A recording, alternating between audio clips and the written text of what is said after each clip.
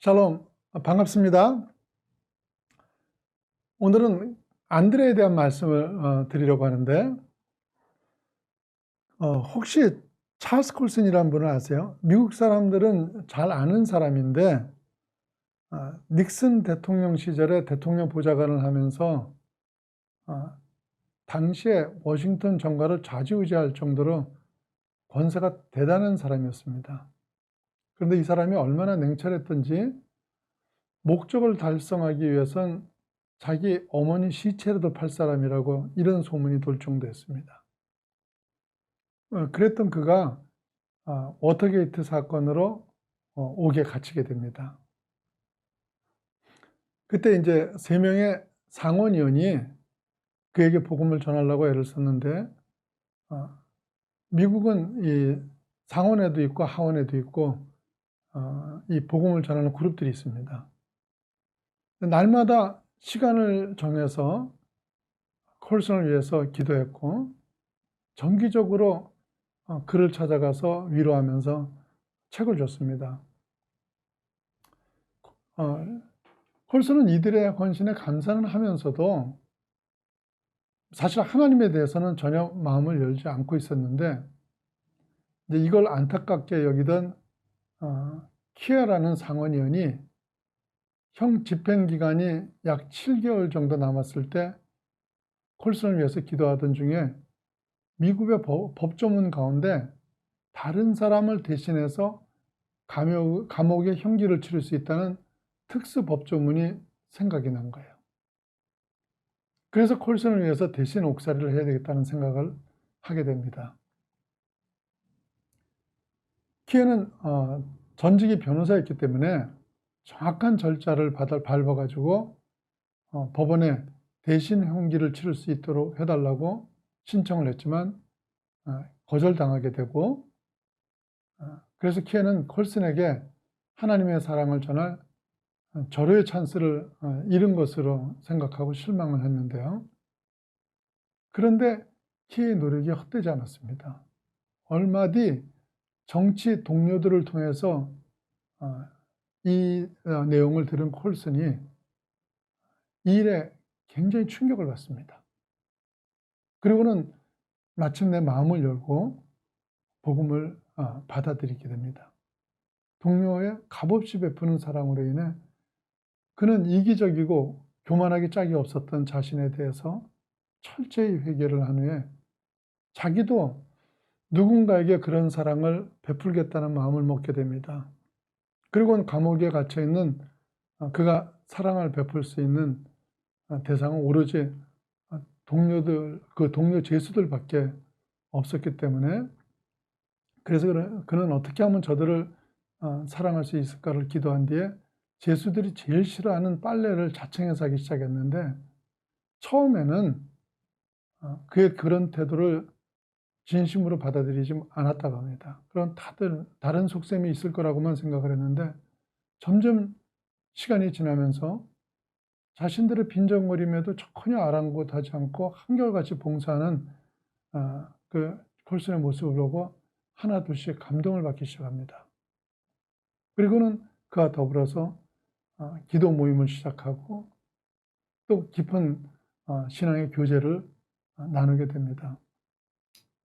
찰스 콜슨은 이 시간이 얼마나 행복했던지, 그는 자기 자서전에서 평생 동안 손가락 하나 까딱하지 않던 나는 저들을 사랑하고 섬기면서 비로소 인생의 진정한 행복을 발견했다는 이런 고백을 합니다. 형기 마치고 나온 찰스 콜슨은 Born Again이라는 책을 발행하는데 이 책이 세계적인 베스트셀러가 됐죠. 그리고 많은 후원자를 얻어서 프리즘 펠로우십이라는 단체를 만들어가지고 죄수들한테 복음을 전하다가 종교계의 노벨상이라고 불리는 템플전상을 받게 됩니다. 살인자, 마약쟁이, 조폭 이런 사람들이 그를 통해서 변화된 사람이 수만 명에 이를 정도로 엄청나게 영향력 있는 사역을 했죠. 이렇게 놀랍게 사용된 사람은 한 사람 더 소개를 하면, 그 19세기 위대한 전도자 무디라는 분입니다. 이분 잘 아시죠? 그는 집안이 너무 가난해서 초등학교를 다니다 말고 보스턴에 있는 구두 수선 가게에 취직을 합니다. 그런데 그 가게 주인이 무조건 교회에 나간다는 조건으로 무디를 썼기 때문에 억지로 교회는 나갔지만 사실 신앙은 거의 없는 상태였습니다.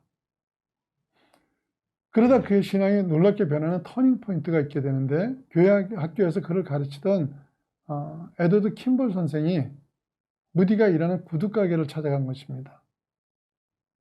그리고 간절한 마음으로 이 킴볼 선생이 전한 내용이 요한복음 1장 12절 말씀입니다. 영접하는 자, 곧 그 이름을 믿는 자들에게는 하나님의 자녀가 되는 권세를 주셨으니.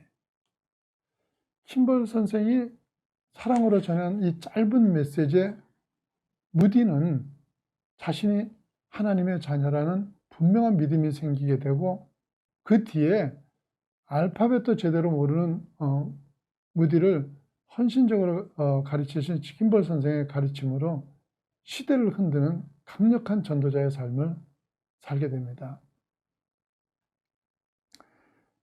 제가 왜 이 두 사람의 이야기를 장황하게 드렸냐면, 처음에 말씀드린 퀴어라는 상원의원하고 킴볼하고 공통점이 있습니다.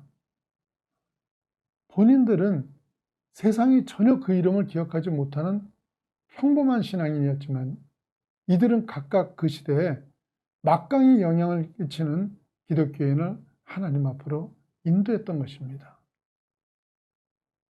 오늘 우리가 살펴보려는 안드레가 바로 그런 사람입니다. 안드레는 베드로의 동생입니다. 하지만 베드로는 아주 대조적인 성격이었습니다. 베드로는 급하고 다혈질적인 사람이었지만, 안드레는 신중하고 온유한 사람이었습니다. 베드로는 항상 앞장서고 튀는 성격의 사람이었지만, 안드레는 그림자처럼 표가 나지 않는 사람이었습니다. 그래서 성경에 기록된 그의 사역을 보면 베드로처럼 자신이 주역이 된 사역은 전혀 없고, 언제나 사람을 예수님께로 인도하는 그것뿐이었습니다. 안드레가 주님께로 사람을 인도하는 일은 성경에 총 3번이 기록되어 있는데, 그 첫 번째는 자신의 형 베드로였습니다. 요한복음 1장 40절에서 42절 말씀입니다. 요한의 말을 듣고 예수를 따르는 두 사람 중 하나는 시몬 베드로의 형제 안드레라. 그가 먼저 자기 형제 시몬을 찾아 말하되 우리가 메시아를 만났다 하고 데리고 예수께 나오니. 자, 그런데 이렇게 주님 앞에 나오게 된 베드로가 훗날 예수님의 수제자가 되고, 그 믿음으로 교회의 반석이 되지 않습니까? 그로 인해서 3,000명, 5,000명이 회개하는 역사가 일어나면서 대사도로 쓰임을 받게 됩니다. 안드레의 위대함이 바로 여기 있는 겁니다. 아까 말씀드린 퀴에나 킴볼 선생처럼 자기 스스로 행한 대단한 업적은 없지만, 이렇게 사람을 하나님께로 인도함으로 놀라운 하나님의 사람들이 나오게 한 겁니다.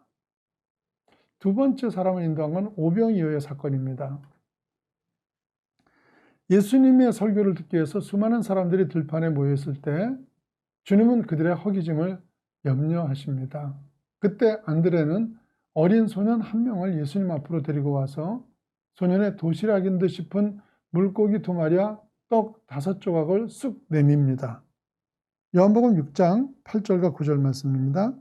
제자 중 하나 곧 시몬 베드로의 형제 안드레가 예수께 여짜오되 여기 한 아이가 있어 보리떡 5개와 물고기 2마리를 가지고 있나이다. 그러나 그것이 이 많은 사람에게 얼마나 되겠사옵나이까. 장정만 5,000명 이상 되는 군중이 있는데 그들을 위한 양식으로 보리떡 5개와 물고기 2마리를 가지고 온 것입니다. 안드레가 적은 줄 압니까 모릅니까? 알죠. 그래서 9절에 보시면 그걸 내밀면서 그것이 이 많은 사람들에게 얼마나 되겠습니까? 라며 걱정을 하잖아요. 그런데도 안드레는 그 도시락을 주님 앞에 가지고 나온 것입니다. 안드레가 그게 있으면 오병이의 기적이 일어날 것을 알고 한 것입니까? 아닙니다. 그때까지 그런 기적을 들은 일도 없고 본 일도 없었기 때문에 그는 상상도 못했을 겁니다. 하지만 안드레는 그게 뭐가 될지 모르지만 여하튼 예수님 앞에 가져오는 것이 최선이라는 생각에 그냥 가지고 나온 것입니다. 그런데 주님은 바로 이 점을 기뻐하시는 겁니다.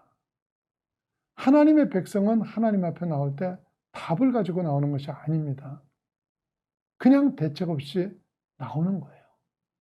자기가 답을 가지고 나오면 오히려 더 어렵습니다. 그런데 이렇게 대책 없이 나와도 나오기만 하면 하나님이 해결해 주십니다. 이게 하나님 백성의 특권이고 주님이 바라시는 믿음입니다. 여러분은 어느 쪽에 속했는지 생각해 보십시오. 사랑하는 여러분은 사람이든 문제든 그 모든 것을 하나님 앞으로 가지고 나와서 안드레처럼 귀하게 쓰임받는 자녀들 되시기를 축원합니다.